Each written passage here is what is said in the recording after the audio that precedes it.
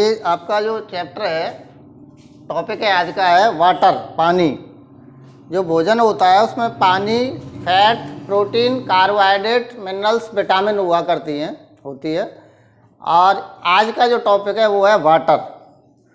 तो हमारा जो शरीर है, बॉडी है, उसमें 2/3 पानी होता है।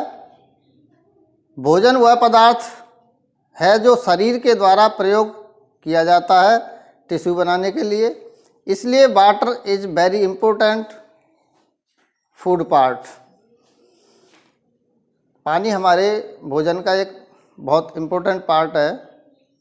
हमारे शरीर को पानी पीने के द्वारा तथा जो हम भोजन करते हैं, खाते हैं, फल, फ्रूट, सब्जियां, रोटी, जो भी खाते हैं उसके द्वारा पानी प्राप्त होता है। और दूसरा होता है मेटाबॉलिक वाटर। ये पानी वह मात्रा है, पानी की वह मात्रा है जो हमारे शरीर को पोषक तत्वों यानी न्यूट्रिएंट्स के ऑक्सीडेशन के द्वारा प्राप्त होता है। यानी जो कार्बोहाइड्रेट, फैट, प्रोटीन्स जो होती हैं excluding minerals, carbohydrate, fat, protein, इसके जो डाइजेशन होता है, डाइजेशन के बाद में एक प्रोसेस होती है ऑक्सीडेशन। ऑक्सीडेशन क्रिया में ऊर्जा यानी ऊष्मा रिलीज होती है और पानी रिलीज होता है। तो आज हमारा टॉपिक था पानी का, इसलिए ये मेटाबॉलिक वाटर वही है जो न्यूट्रिएंट्स के ऑक्सीडेशन के द्वारा प्राप्त होता है, that is called metabolic water. Metabolic water जो मैंने अभी बताया है, मेटाबॉलिक वाटर वो होता है जो कि न्यूट्रिएंट्स के ऑक्सीडेशन के बाद में प्राप्त होता है। अब ऑक्सीडेशन क्या होता है? ऑक्सीडेशन का मतलब है एडिशन ऑफ ऑक्सीजन O2 या रिमूवल ऑफ हाइड्रोजन, ये होता है ऑक्सीडेशन। हमारी बॉडी में जो कार्बोहाइड्रेट, प्रोटीन, फैट का मिनरल, वो प्रोटीन, फैट, कार्बोहाइड्रेट, मिनरल्स जो होते हैं, तो मिनरल से नहीं हो, ये यहाँ पे हमारा मतलब है प्रोटीन, फैट, कार्बोहाइड्रेट के ऑक्सीडेशन से, मतलब उससे हमें एनर्जी प्राप्त होती है और पानी प्राप्त होता है और CO2 भी प्राप्त होती है। ठीक बच्चों, जैसे हमारा टॉपिक है ना वाटर, तो वाटर की बात यहाँ स्टार्ट हो रही है। हमारी बॉडी को पानी कहाँ से प्राप्त होता है? जैसे मैंने बताया, सीधा पीने के द्वारा, और हमारा जो है खाने में जो भी होता है सब्जी वब्जी या उसके द्वारा, और वेजिटेबल, फ्रूट वगैरह उनके द्वारा होता है। और उसके अलावा होता है जो मेटाबॉलिक वाटर्स की बात चल रही थी, उसमें मेटाबॉलिक में आया था ऑक्सीडेशन।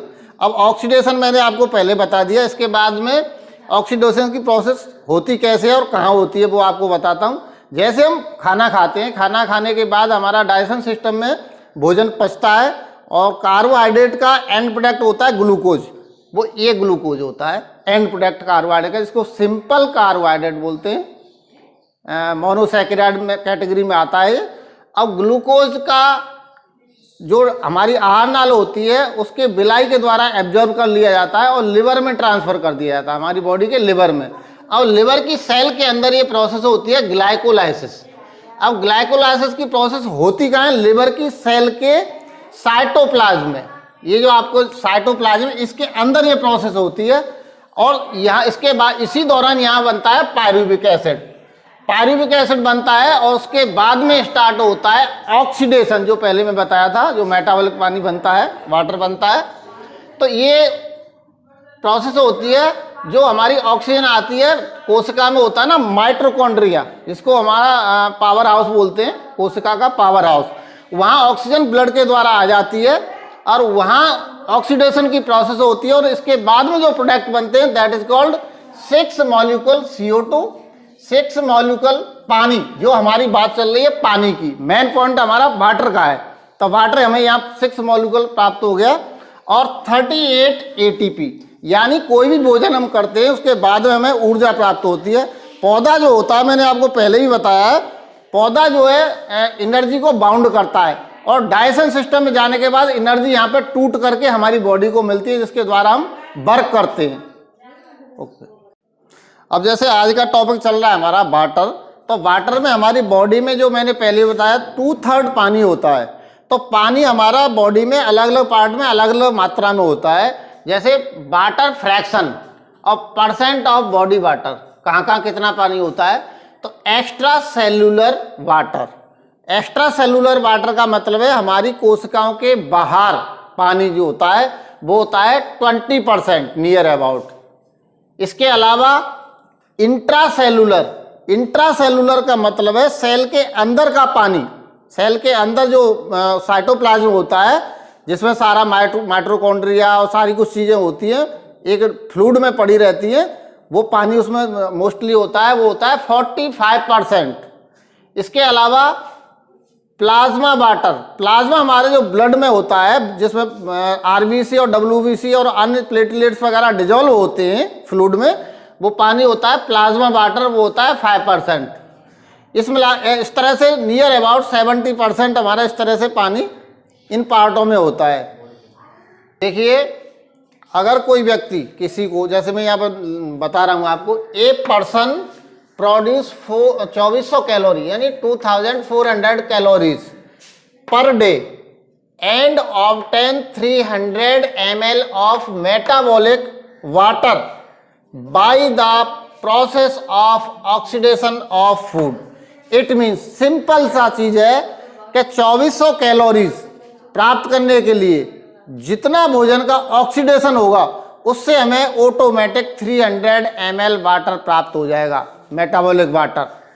बहुत सिंपल है, कुछ नहीं है। 2400 कैलोरी ऊर्जा लेने के लिए जिस प्रोटीन फैट कार्बोहाइड्रेट का जो है ऑक्सीडेशन होगा उससे हमें 300 ml वाटर ऑटोमेटिक बॉडी को मिल जाएगा। देखिए अब तक तो हमें ये पता चल गया बॉडी में कितना पानी होता है, कहाँ कहाँ से प्राप्त होता है, पानी का क्या मतलब, मेटाबॉलिक, डायरेक्ट इनटेक। इसके बाद में अब आता है function of water in body. हमारे शरीर में पानी का फंक्शन क्या है, रोल क्या है, फायदा क्या है, क्यों हम पानी लेते हैं, बॉडी को क्यों पानी चाहिए।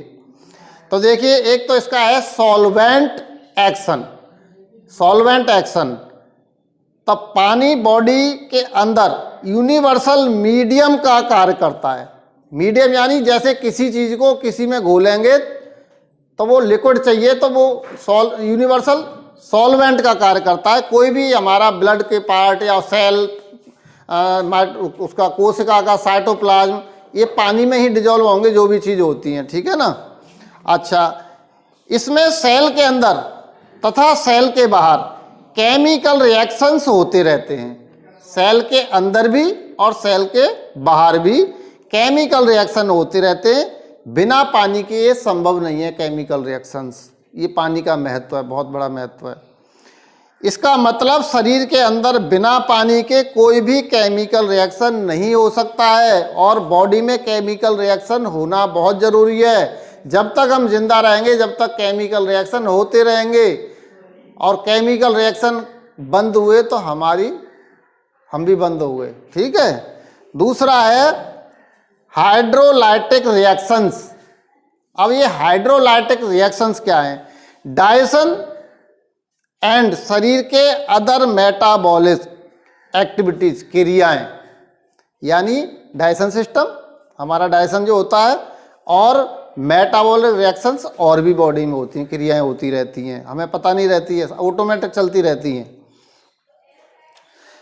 इन क्रियाओं में हाइड्रोलाइसिस एक इंपॉर्टेंट क्रिया है, बहुत महत्वपूर्ण प्रोसेस है।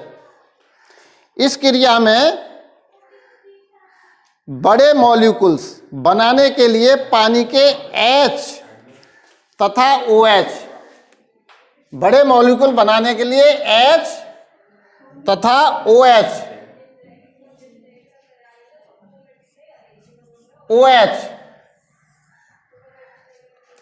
H तथा OH आयंस मिलते हैं और बाद में ब्रेक डाउन हो जाते हैं, टूट जाते हैं, फिर सिंपल यूनिट बन जाती है। तो ये है हमारा हाइड्रोलाइटिक रिएक्शंस, यानी अंदर उसमें बॉडी में मेटाबॉलिक क्रियाएं और डाइजेशन क्रियाएं होती रहती हैं, उनमें ये पानी का बहुत बड़ा रोल है, महत्व है। तीसरा है लुब्रिकेंट। अब जैसे कोई मशीन होती है उसमें ग्रीसिंग करनी पड़ती है, वो आसानी से चलती रहे, ऐसे ही हमारी बॉडी में पानी लुब्रिकेंट का काम करता है। हमारे जॉइंट वॉइंट आराम से चलते रहते हैं, बिना पानी के लुब्रिकेंट का काम हमारा बॉडी में पानी करता है। जैसे मशीन में ग्रीस या ऑयल करता है, तो पानी हमारी बॉडी में लुब्रिकेंट का काम करता है। इसके बाद में आता है नंबर 4 पर ट्रांसपोर्ट। अब कोई भी सामान यहाँ से कहीं दूसरी जगह पहुँचाना हो तो ट्रांसपोर्ट की ज़रूरत होती है, कुछ चीज़ चाहिए ना, ट्रक जो भी टेम्पो, उसके बाद में जाएगा। अब यहाँ हमारे यहाँ पानी ही ट्रांसपोर्ट का कार्य करता है बॉडी के अंदर। शरीर के अंदर विभिन्न प्रकार की फिजियोलॉजिकल प्रोसेस के लिए पानी व्हीकल का कार्य करता है। हमारे अंदर जो फिजियोलॉजिकल प्रोसेस होती रहती है उनमें पानी व्हीकल का काम करता है। इसके अलावा absorb food material from intestine, और जो हम भोजन करते हैं उसके बाद उसका डाइजेशन होता है, प्रोटीन, फैट, कार्बोहाइड्रेट के एंड प्रोडक्ट बनते हैं जैसे ग्लूकोज वगैरह। इसके बाद में वो एब्जॉर्ब होकर के लिवर और बॉडी में यूज में आता है। तो ये सब काम बिना पानी के संभव नहीं है। तो यानी एब्जॉर्ब होने में न्यूट्रिएंट्स के पानी का बहुत बड़ा रोल है। अगला पॉइंट है transport of food stuff. Food stuff यानी न्यूट्रिएंट्स ही होते हैं, protein, fat, carbohydrate, from place to place, यानी एक स्थान से दूसरे स्थान पर फूड स्टफ के ट्रांसफर होने में भी पानी का बहुत बड़ा रोल है।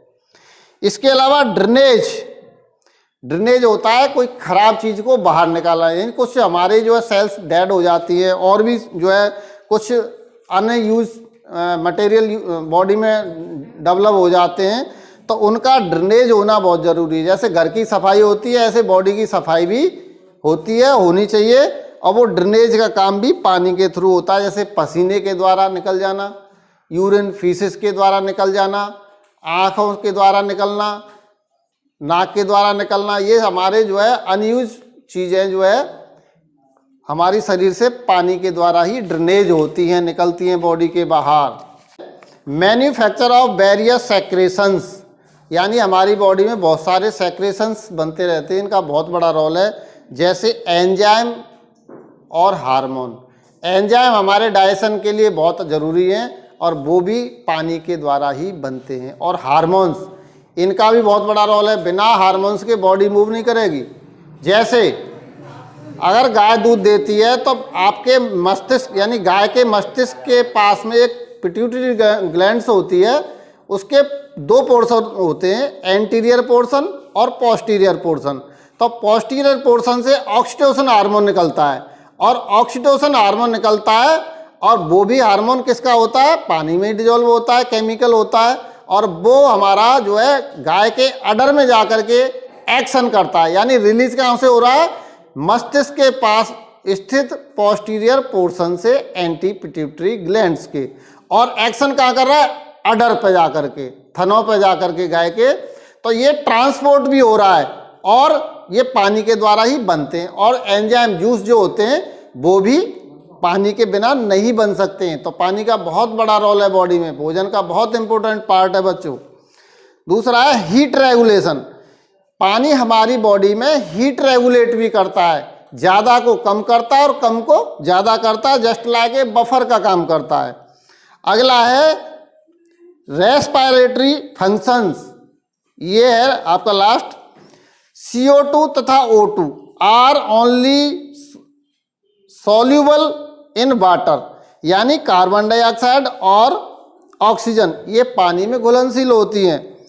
इसीलिए this solubility is importance for gases exchange in the tissues and lungs, यानी जैसे हम ऑक्सीजन ले रहे हैं और ब्लड में जाकर के उसका यूज हो रहा है और उसके बाद में CO2 निकल के बाहर आ रही है, तो ये लंग से तो आती जाती रहती है तुम्हें पता है, परंतु टिश्यूज से भी निकल के टिश्यूज तक जाती है ऑक्सीजन और वहाँ से आती है CO2 निकल के। तो ये पानी के बिना ये भी संभव नहीं है। जैसे फिश होती है मछली, उसके पानी में घुलनशील होती है, तो पानी में घुलनशील ऑक्सीजन को ही मछली लेती है। तो यानी ये CO2 और O2 यानी ऑक्सीजन दोनों ही पानी में घुलनशील होती हैं, तो बिना पानी के रेस्पिरेशन भी असंभव है। इसलिए अब आपको समझ में आया हो कितना पानी का बॉडी में महत्व है। तो इसलिए water is very important part of food. Okay, next topic हम पढ़ाएंगे कार्बोहाइड्रेट। ओके।